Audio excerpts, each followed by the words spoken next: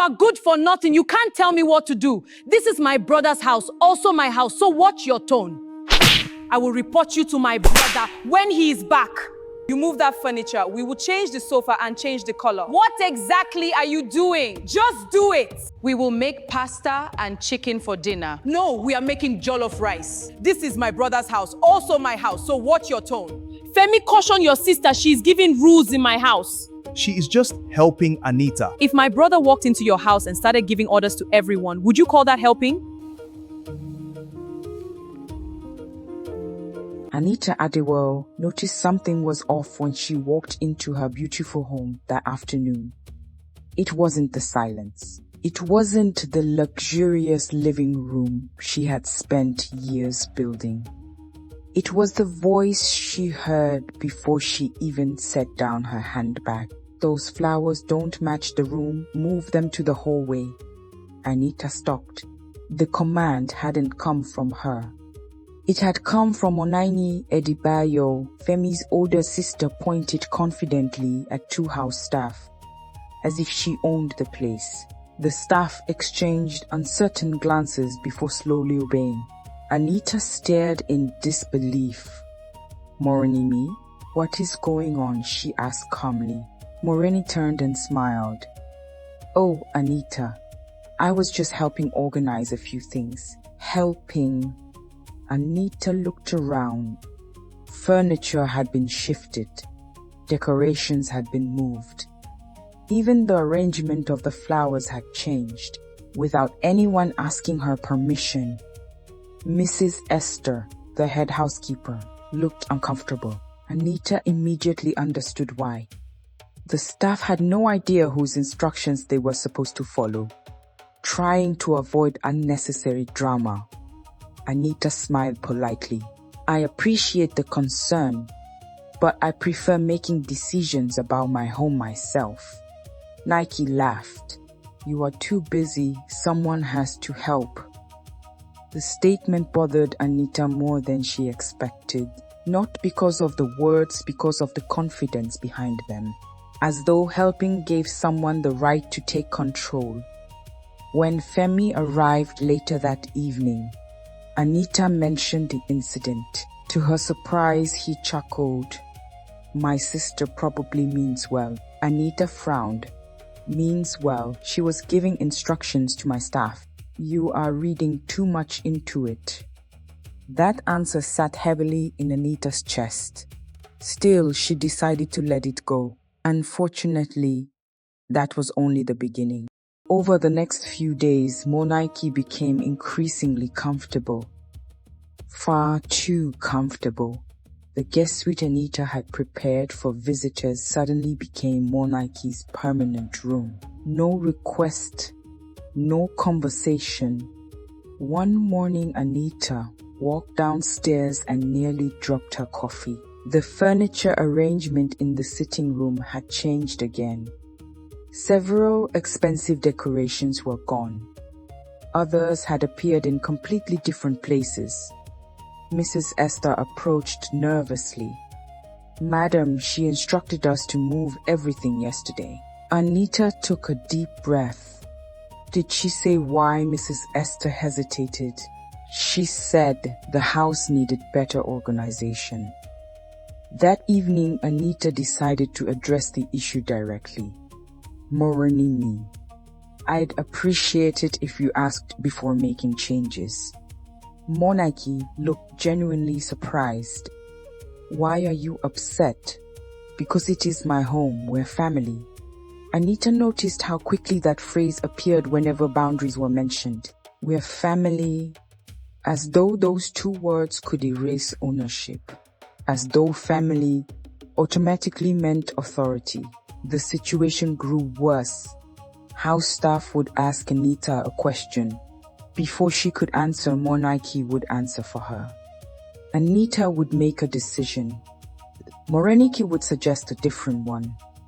And somehow her suggestions always sounded like instructions.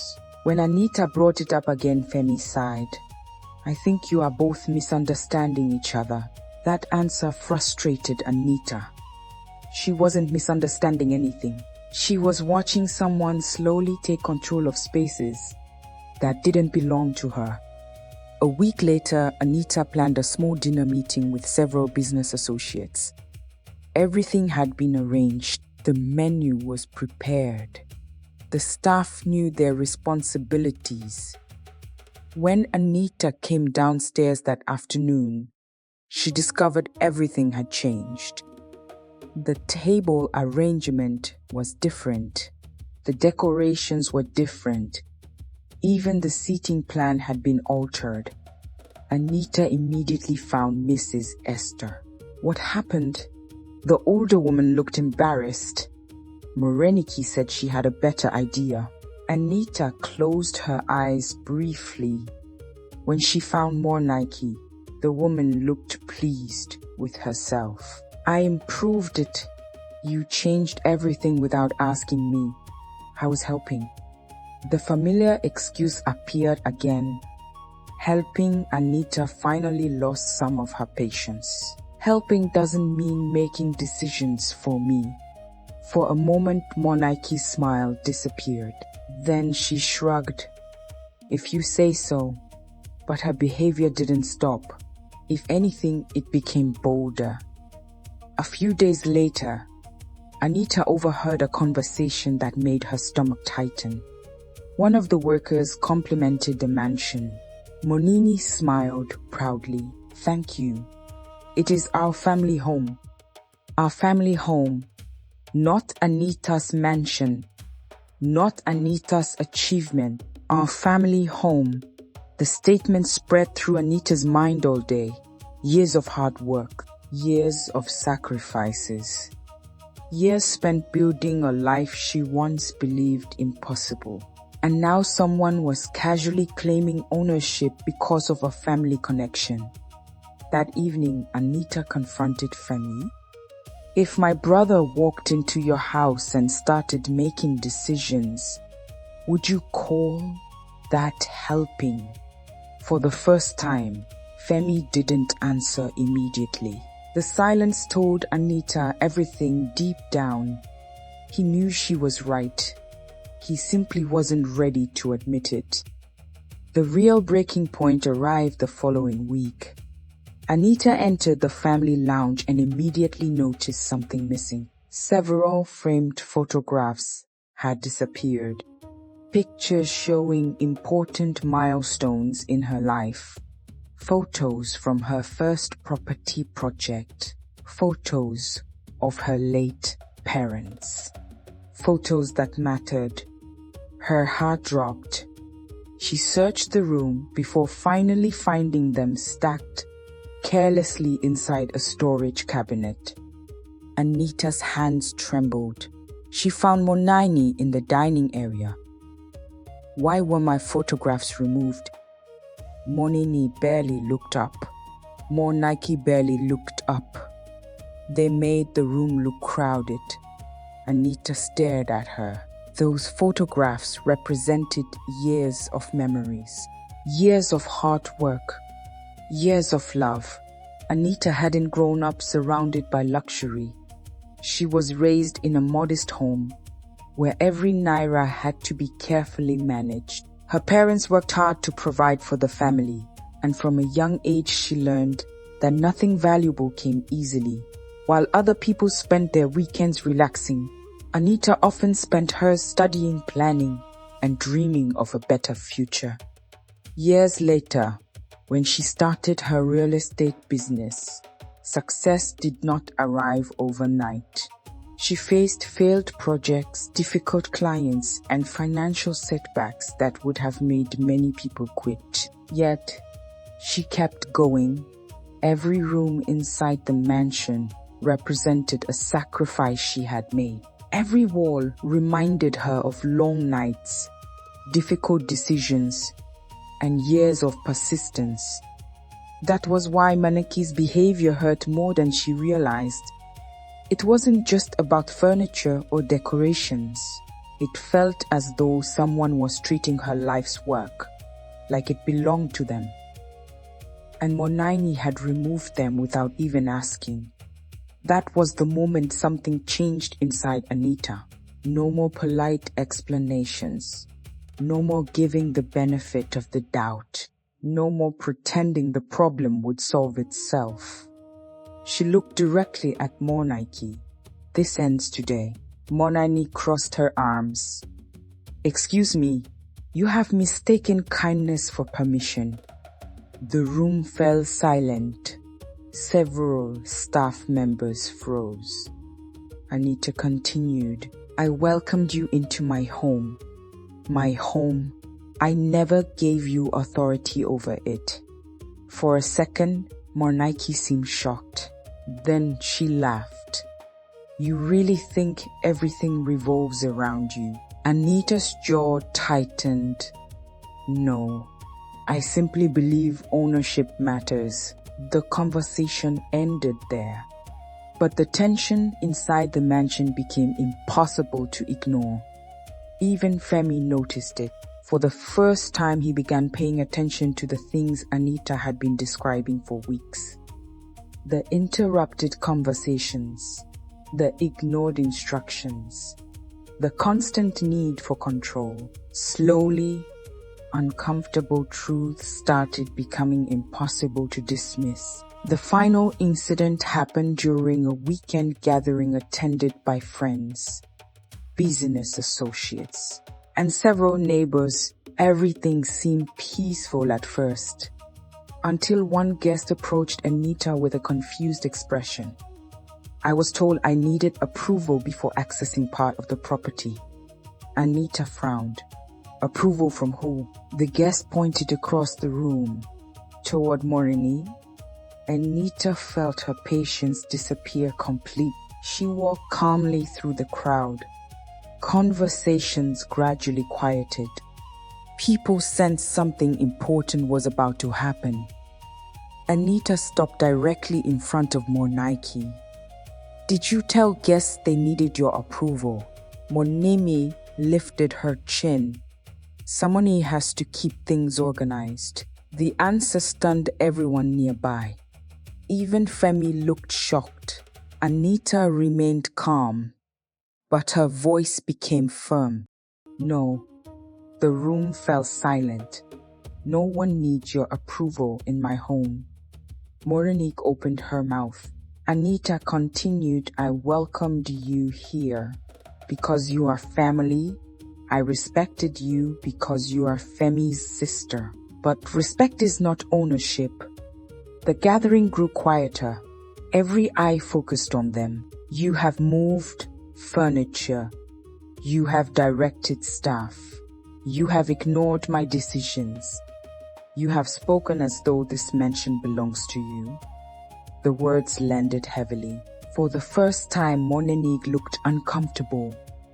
Anita took another step forward. This mansion was not given to me. I work for it.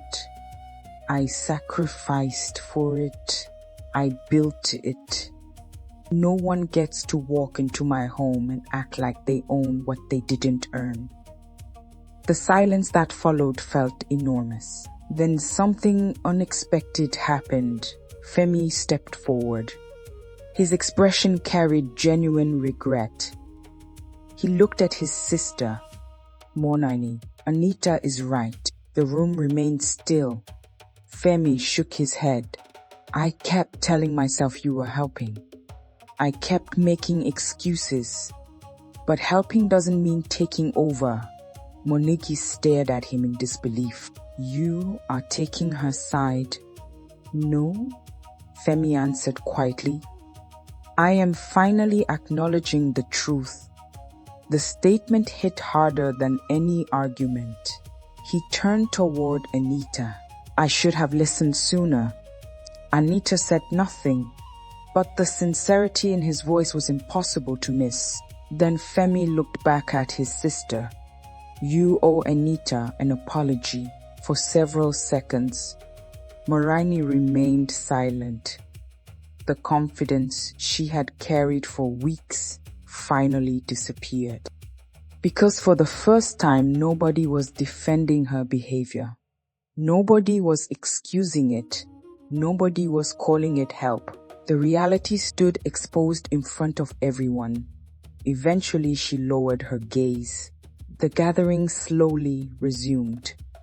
For the first time since arriving at the mansion, Monangi seemed to understand the damage she had caused. The following morning, she quietly packed her belongings.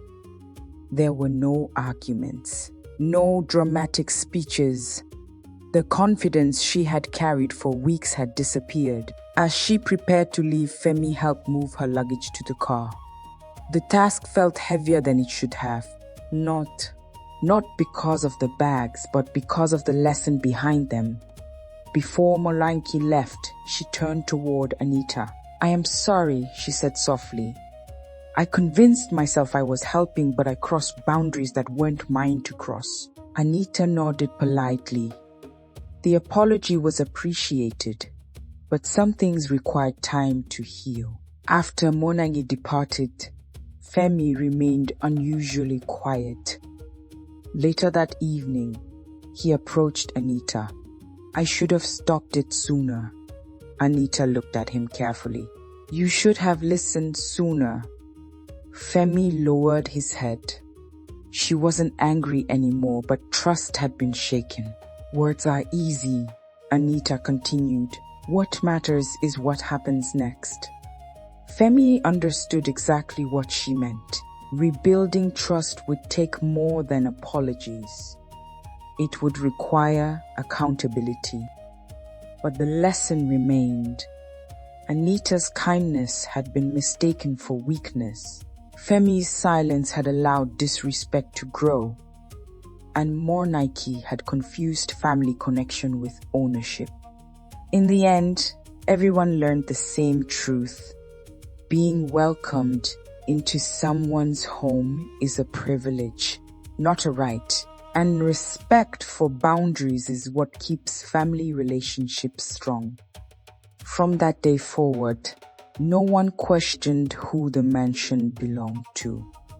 And no one confused Anita's kindness with permission ever again.